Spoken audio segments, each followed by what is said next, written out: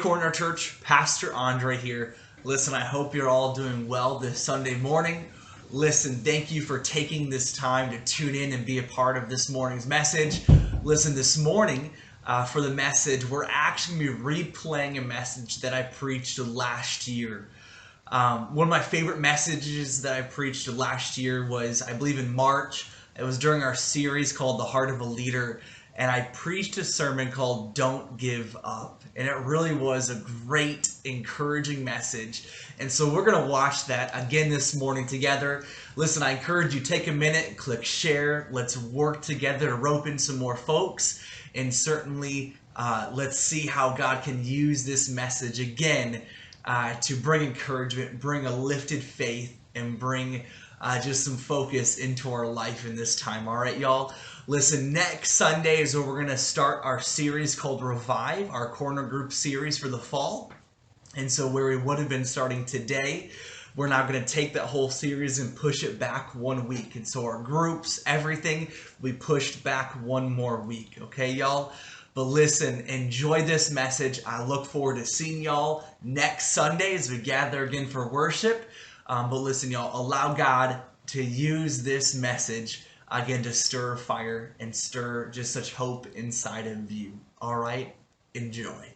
But friends, when I was young, there's a period of my childhood where we grew up out in the country. Did anyone have a similar childhood like that? Grew up out in the country a little bit. It wasn't until my teen years, I was about 11 or 12, where we moved closer into the city. And so for a good chunk of years, lived out in the country. And that was in an era, right, where to get on the computer, to use the internet, there was this giant loud screeching sound, right, that you would hear, right, when dial-up would try to connect to the World Wide Web. And we didn't grow up with, Xboxes or PlayStations. Our friends had those. We didn't have anything like that. And so we had to use our imagination. And so I remember one year, my brothers and I, we had gotten some bikes, and we were excited, and we'd ride them all around our property and all around the home. And I remember we had the idea, let's build a ramp, right? Did anyone do that, right? As a kid, build a ramp to jump your bike off, right? And so we grabbed some blocks, that's right. We grabbed some blocks, and we put it in the gravel driveway. We had it all kind of built up. And we found a board, right? This rickety old board, and laid it on there. And I remember our older brother, he is 5 years older than me. And so he would have been maybe around, maybe 10, 11, maybe 12 at the time. And I would have been around maybe 6, 7, 8. And anyway, so I remember, he went first, and he went off this ramp, and it was exciting, and he was just flying down the driveway. I mean, you could see the gravel just kicking out from behind his bike, and he would go soaring off this ramp, and I'm like, all right, it's my turn. And so I jump on my bike, and I have my helmet strapped, all that stuff, and I'd be a little nervous, right? I wasn't as old as him. I was a little terrified, but hey, I could do this, right? And so I just put my foot on the pedal and start to move him around and around and around, and there I'd go right off the ramp. It would go around and around, and we had a circle driveway, so one would go off, and we'd circle around, the other one would jump, and then after several times, we then looked at our younger brother, who was about 2 years younger than me, so he would have been maybe 5 or 6 at the time. I think around 6 for this particular memory. And I'm like, all right, come on, it's your turn. So he got on his bike, and as brothers, right, there's that wonderful peer pressure of, don't be a wimp and those types of things that you'd say to each other, all those not very nice things, right, that we regrettably said to each other as brothers. And so finally, he's like, all right, I'll do it. And so he started pedaling. He wasn't moving very fast. He wasn't going very quick. And the wheel was going like this a little bit. We're like, all right, Derek, pedal a little bit faster. And so he'd go a little bit faster, but he was still not very sure of himself. And you see, we were just kids. We weren't engineers at all. And sure enough, when his bike hit the board, all the blocks tumbled out, and so did he, right off of his bike. And gravel and rocks, everything from the driveway in his hands and in his knees and elbows, all that gross stuff, right? Oh, but I remember him standing up and Mom running out of the house, and, she'd grab him, all right, it's okay, I'll get cleaned off. And she'd say to him, she said this to a lot of us very often. She said, it's going to be okay. She would say something to the effect of it's going to be okay. This is going to make you a little bit tougher. Right? Being a mom of 3 boys that were wild and crazy, who climbed trees and would jump out because they think they were superhero, Superman, all that stuff, right? She'd say, don't worry, this is going to make you a little bit tougher. This will make you a little bit stronger. Don't worry, right? To kind of affirm us. And I don't know if maybe your parent or your grandparent have kind of a phrase like that they would repeat to you. But it's interesting that, through our years in our culture, our world around us, we have sayings that are like that, right? There's the great philosopher and songwriter Kelly Clarkson who writes the lyric, right? That, if it doesn't kill you, it makes you what? Stronger. Right? My personal childhood hero, Sylvester Stallone and Rocky Balboa, right? Come on. Right? He would say, listen, it doesn't matter how hard you can hit. It matters how hard you can get hit and keep moving forward. That's how winners are made. We have these sayings, these phrases, these slogans that we would throw all around and we hear throughout all of our years growing up and even into our young adulthood, into our life. But I wonder if there's a little bit of danger. I wonder if there's an ounce of some of that we're really not experiencing.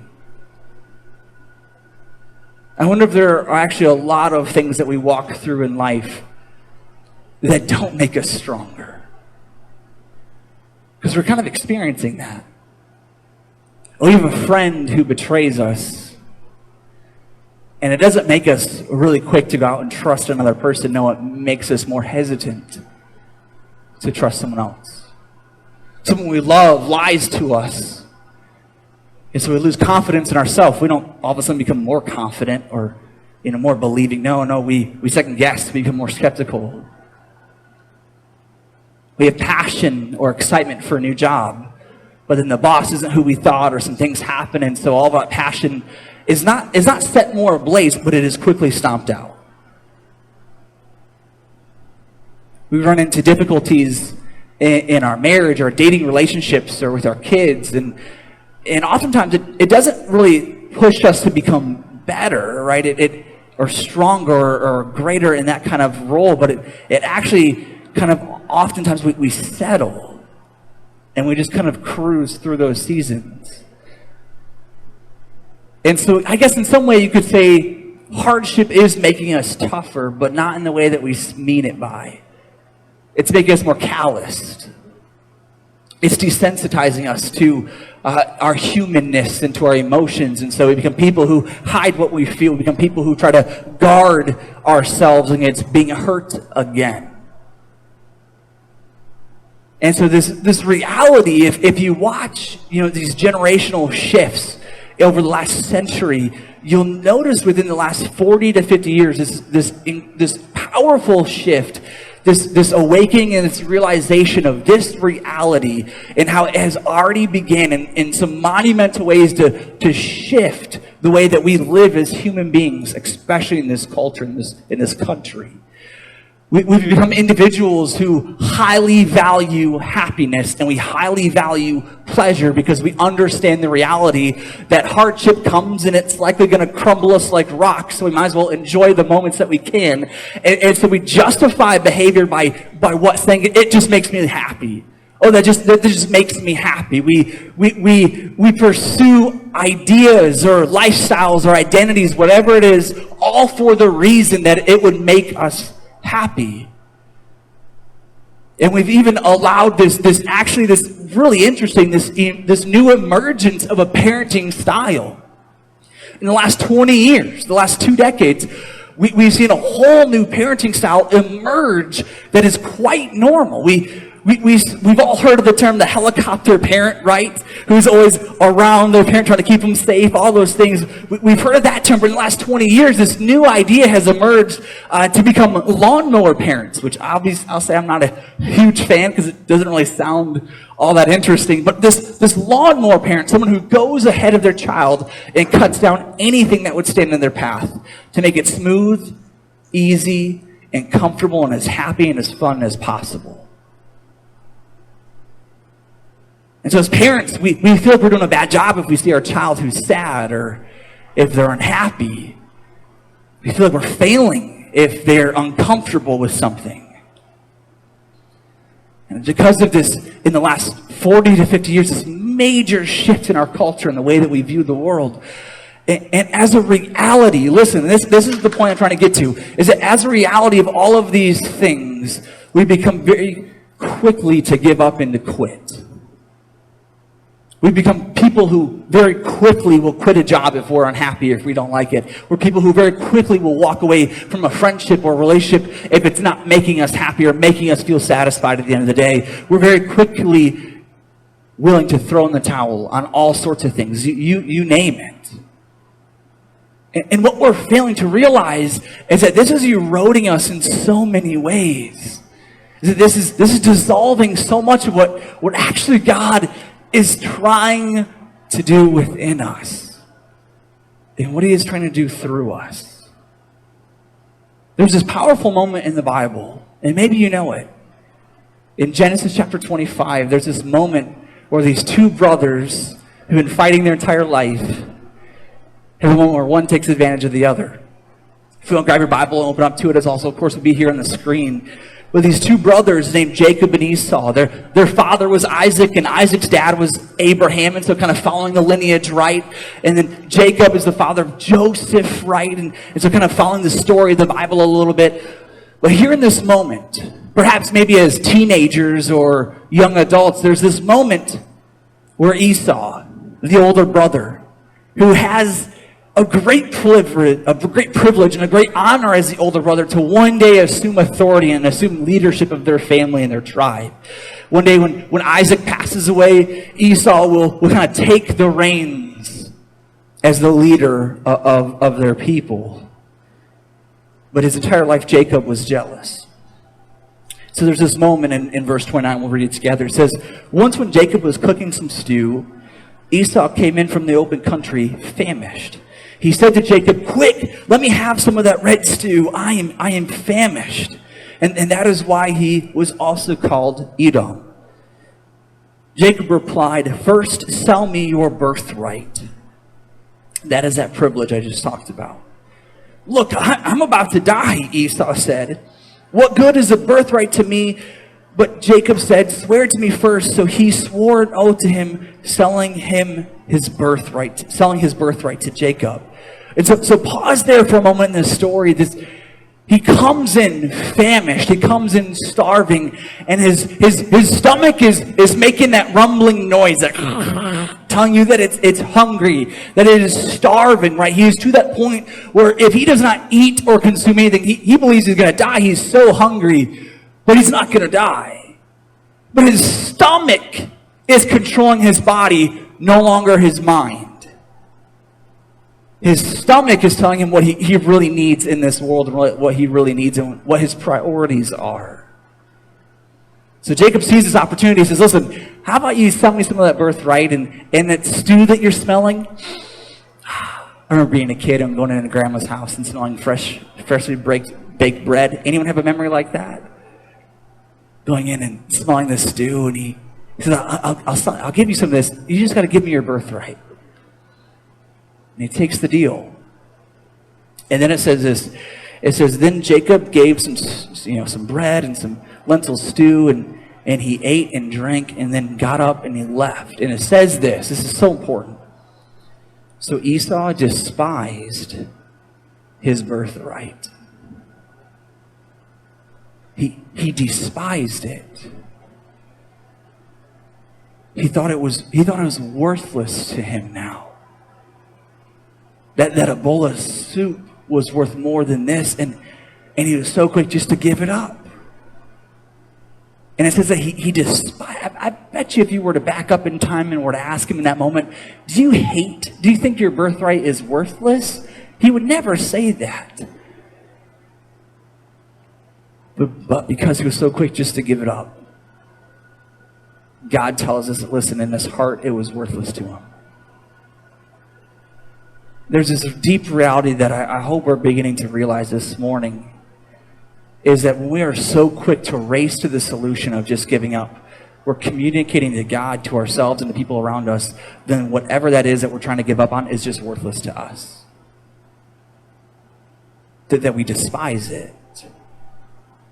And we especially, as people who are following Jesus, that means we especially despise the work that God is trying to do within us and what he's trying to do through us. I've already said that, but I really hope that is the phrase that we take home today. This reality that in James chapter 1, there's this very odd statement that is made. Maybe you've read this before, maybe you've heard it. I have preached on it many times because this is a couple of verses that for years has been just an anchor that I have clung to remind me of what God is trying to do when life is not so easy. It says, "Consider it pure joy, my brothers and sisters, whenever you face trials of many kinds, because you know the testing of your faith produces perseverance. And let perseverance finish its work so that you may be mature and complete, not lacking anything." I want to read this again because it is so foreign to us. Consider it pure joy, not a little bit of joy. Consider it pure joy, my brothers and sisters, whenever you face trials of many kinds. The ones that are hard at times to get out of bed to face, the ones that keep us awake at night. When we face trials of many kinds, because you know that it is in the testing of your faith that perseverance is produced. It produces perseverance. And so let perseverance finish its work so that you may be mature and complete, not lacking anything. This reality that God is calling us in seasons when life is not easy, when life is a struggle, when it is a fight, and we are so feeling like we just want to throw in the towel and give up and walk away, right? That it is in those moments that God is wanting to do a deep, profound work within our soul, that he's trying to do something within us, and he's especially want to do something through us. And we are missing this reality that is in seasons of crisis and chaos and conflict, when we're in isolation.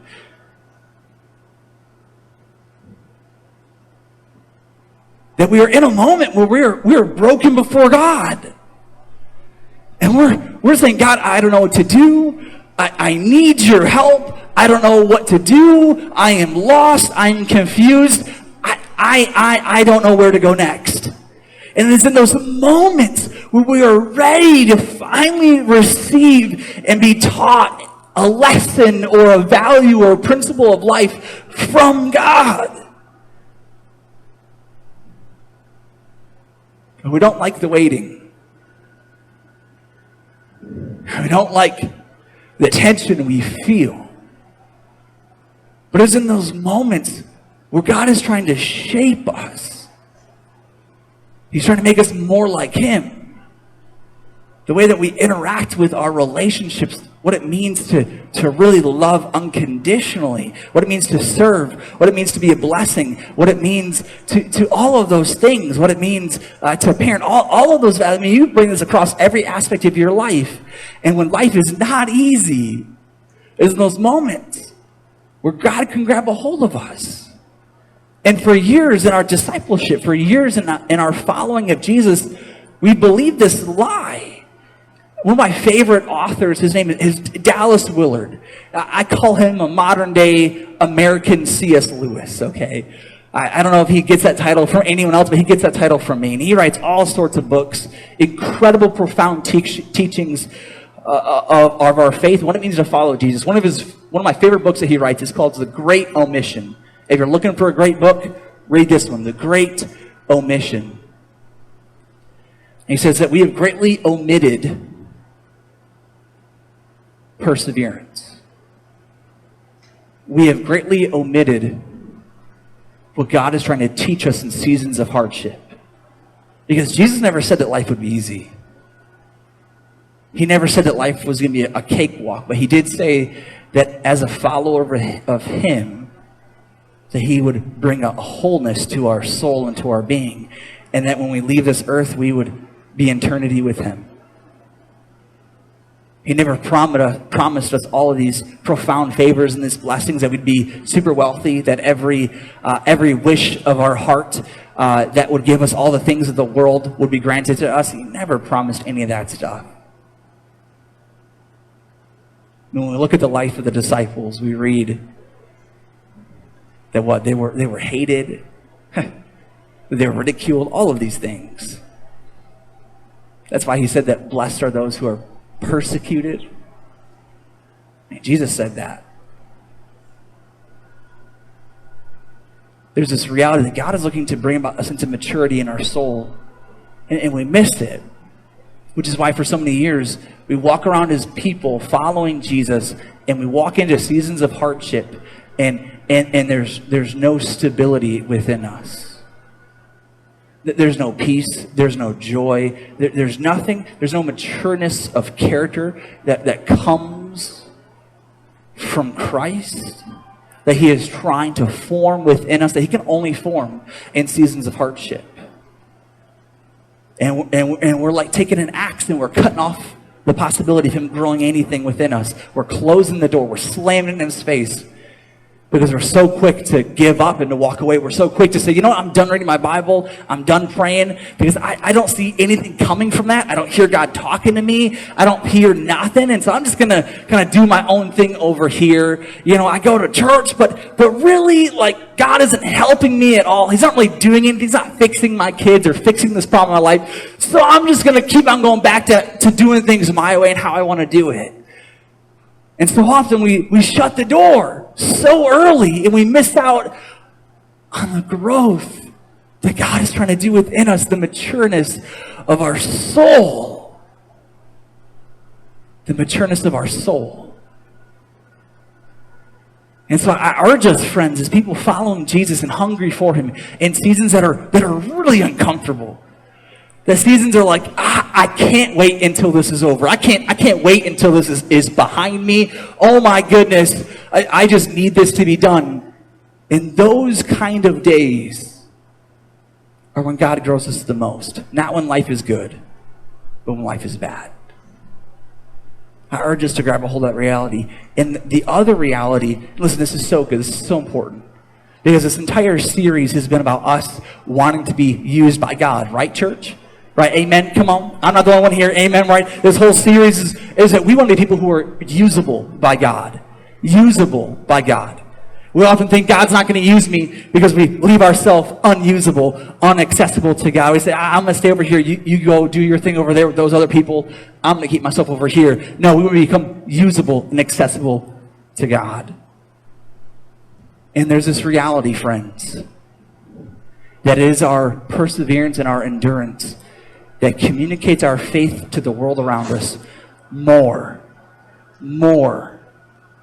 than the smile we put on our face when life is good. A story that I often hear people talk about in the Gospels.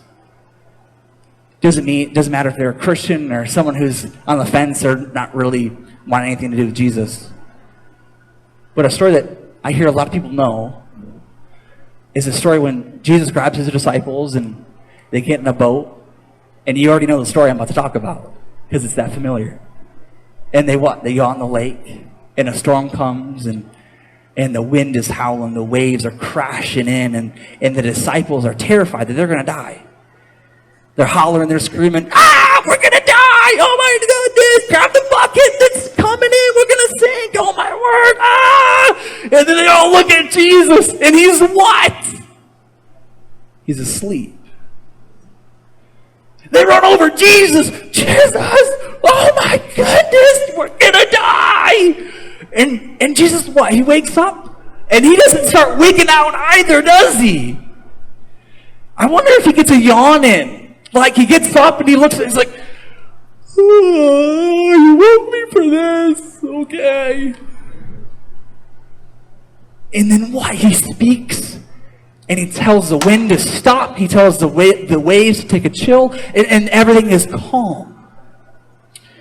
And there's a great sense of authority that is revealed that Jesus has in that moment, where the disciples become afraid of him because they see that, oh my word, this man is God. And only God could do what he just did, have power over creation. But one of the reasons why that story is so memorable and so profound to all of us is because we can't believe that Jesus would be sleeping in the middle of chaos. We can't, like, what? Like, we almost like, is that real? He was resting when there was a crisis? That he was so peaceful?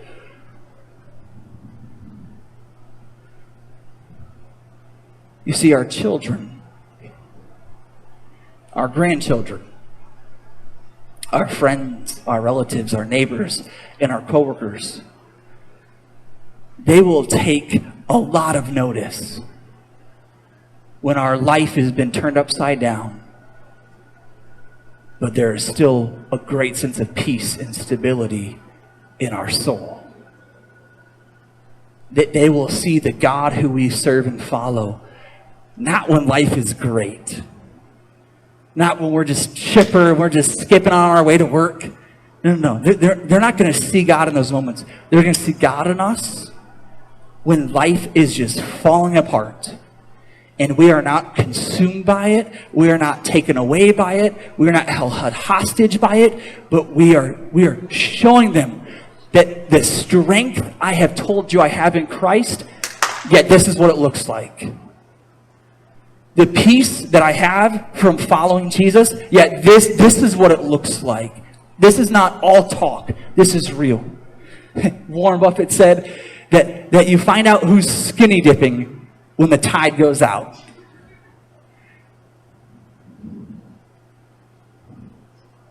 In seasons of life, the tide goes out, and we're either standing there saying, yeah, I've told you that I'm hungry for Jesus. I told you this the whole time.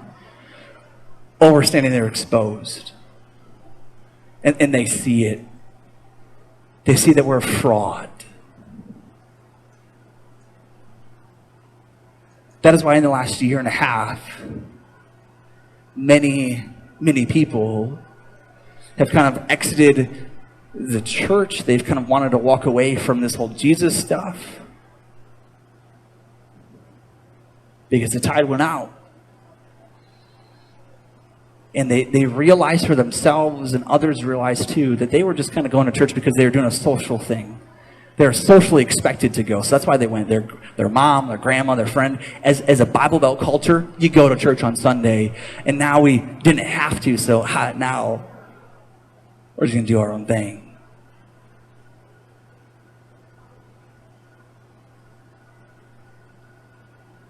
Friends, I urge us, it's in our seasons when we are in a storm that we really show our children and grandchildren what it looks like to love Jesus and what it looks like to hold on to him. It is that way that we oftentimes can best disciple them and pass on our faith and to show them that what we have is so real. It is so real. The time I spend with Jesus in the Word and what he is planting and what's growing in here, you see it in times when life is turned upside down. And that's when they get a window into our soul. They get a glimpse into who we really are, who mom or dad really are, who grandpa and grandma really are, who aunt and uncle, you name all the relationships. They see who we really are and what is truly on the inside when the tide goes out. I love the moments of the Old Testament when we see all these different people go through seasons of hardship. And we see them wrestle with God, but yet we see them cling to him in ways that we can't even imagine. Two people stick out to me. We've talked about both of them a lot in the past. The first one is the story of Habakkuk. He is one of the Old Testament prophets. He's got a very short part of the Bible. His book is maybe 3 or 4 chapters long. It's very short. And what's beautiful about it, it's a dialogue between him and God. And I encourage you, if you're looking for something to read this week, read the book of Habakkuk. It's so short, but it is powerful. And we see how it begins. It's this letter where he says, God, what is going on? The world is in chaos. The world is in crisis. What are you doing? And we see how he says all these things to God, and then God responds to him. And it's back and forth. And listen, he ends his book this way. He says, even though chaos is still going to abound, even though those who are coming to kill me are still coming to kill me, even though hardship is still in my path, even though all these things, I will still worship you. It's so easy to say that out loud when life is good. But here's a man who is about to have everything, and I mean, life is just terrible for him, and he still ends. I mean, he is wrestling with some deep things with God, and he just comes to a conclusion at the very end of his book. He says, yet I will still worship you. I will still love you. I will still say praises on my lips. I will still lift you and exalt you in my life. I will still honor you, my sovereign God. Because your goodness is not bound to my circumstances. No, the goodness of you, who you are, exceeds, is outside of what I may be feeling. So I'm going to worship you anyway, regardless of what life brings about for me. And in their dialogue, there's never a moment where God says, listen, I'm going to rescue you. Don't worry. The blessing is right around the corner. God just says, hold on. Endure through the hardship, persevere. And he ends his life being deemed faithful. The other story in the Old Testament that I actually had just the other day the privilege of talking to a friend about. The other day, if you get to know me, you'll know that I'm a person who oftentimes loves to have moments to himself. Like I am naturally an introverted type of person. And so I love those moments where I'm just to myself. And the other day I came across this conversation with a stranger, and it could have been one of those 2.5 second moments. Like, hey, how you doing? Great. Have a great day. See you later. You go your way. I'll go my way. But I felt compelled by God to ask him about where he was with Jesus. So we got to talking. He was a college student, and we got to just talking through life and different things. And then I asked him, like, where would you say you are with God? That is one of my favorite questions to start a conversation about faith. Where would you say you are with God? Not where do you go to church, anything like that. Where are you with God? I grew up my whole life in church, but when I became 16 and got a car, I was gone. And I hadn't told him I was a pastor, none of that stuff. And I was like a secret agent. And for years he shared with me that he'd been really trying to go his own way and have a life way far away from God. But he just started dating a girl, and she went to church. And he said no for so many years. But actually, just the day before he and I talked, his girlfriend invited him to go to a Bible study with him, and he said yes. And he went, and as he was there, all the members began just to really unpack some of the things that they were experiencing, a lot of the crisis and chaos and a lot of the hardship in their life. And he shared with me in that moment as he and I were talking, is that he could not understand how they were still holding on to Jesus. He couldn't understand it. So I don't quite get it. That, I mean, here are the people talking about abuse and all these things, this horrible stuff. And they're still trusting in Jesus. I don't get it. And so in that moment, I pulled my Bible out of his bag, and I wonder if in his mind he thought, oh goodness, here we go. And I opened my Bible and I said, have you ever heard the story of Joseph? Nah, who's Joseph? Like, oh, he's got a great story. His story goes from Genesis chapter 35 to chapter 50. It's powerful, you should read it. But let me give you the cliff notes. Joseph was youngest of many brothers. And his father had some sin in his heart, and his father favored him, of unrighteous favor.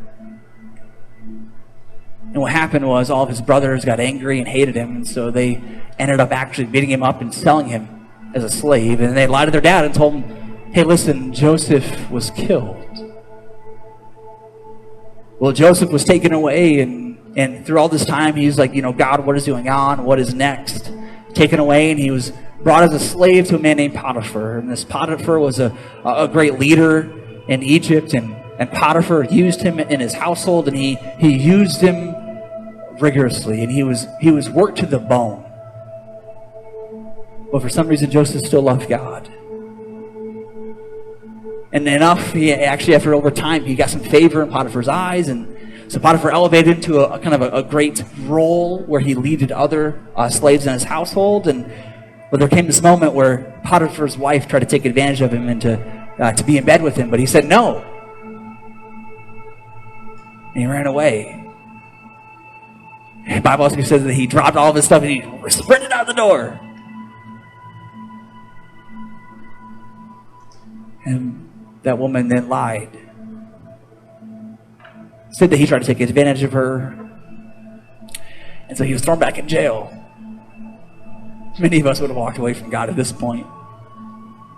But Joseph didn't. He continued to remain faithful, and he made some friends there in jail. And when they got out, he says, listen, don't forget about me, but they did. And years and years and years go by in a cell all to himself. Until one day, Pharaoh actually needed some help. He had a dream that needed to be interpreted, so Joseph was brought from the cell, and he interpreted the dream. God used him, even though he could have been bitter, even though he could have been filled with anger towards God. He allowed God to use him that moment, and he interpreted the dream. And what's remarkable is that he then was given a position of rulership over Egypt, of great authority.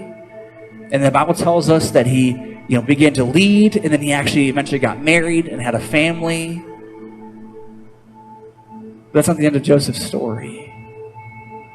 Because there comes a day when his brothers meet him again.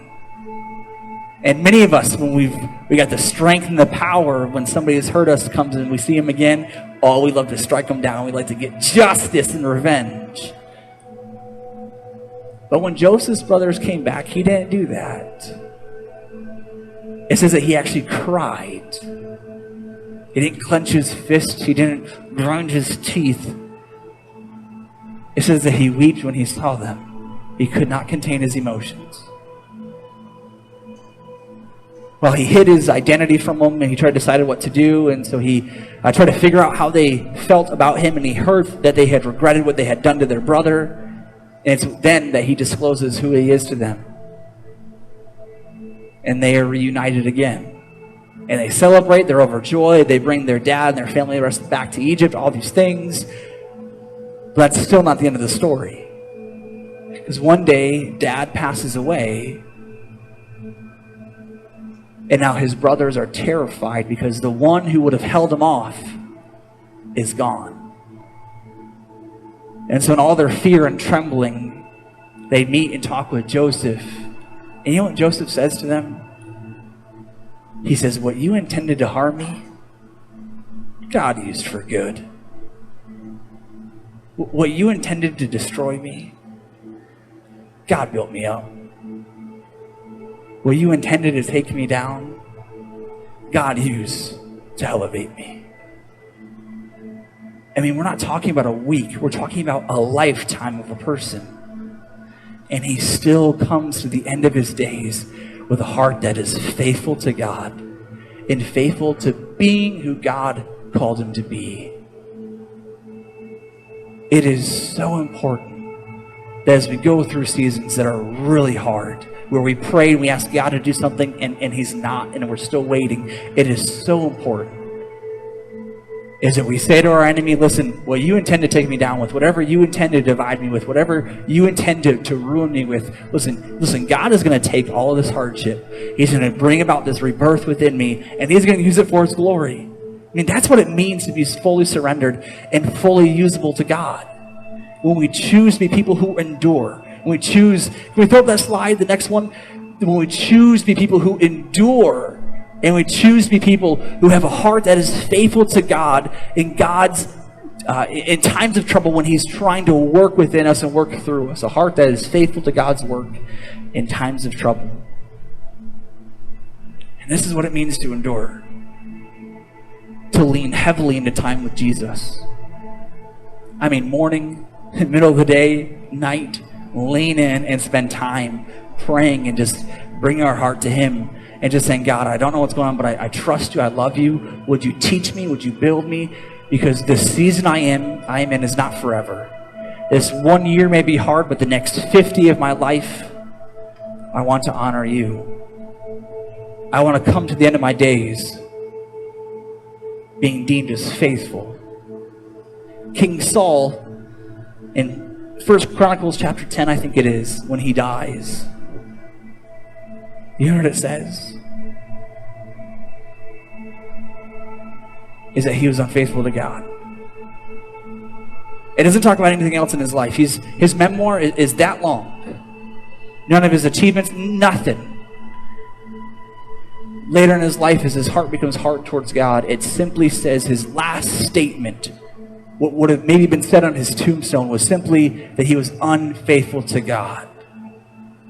May we be people who are always faithful. May we be people who are hungry to endure in seasons of the life as the church, when things are not going as we expected, when people we've loved have gone and it's just us, we're making new friendships and we're slowly regrowing again. Would we be people who endure? Would we be hungry, especially, listen, for the stories people write about us 10 years from now? Because the pastor of this church and the people of this church 10 years from now will be so grateful that we stuck within it. We'll be so grateful that we endured through this uncomfortable season. We'll be so grateful that we did not give up, that we held strong, that we held the wall. 10 years from now, they'll be thanking us for how we've lived today as the Corner Church. How we have lived as individuals and as a community. Would we in every moment be remembered as faithful? Let's pray together.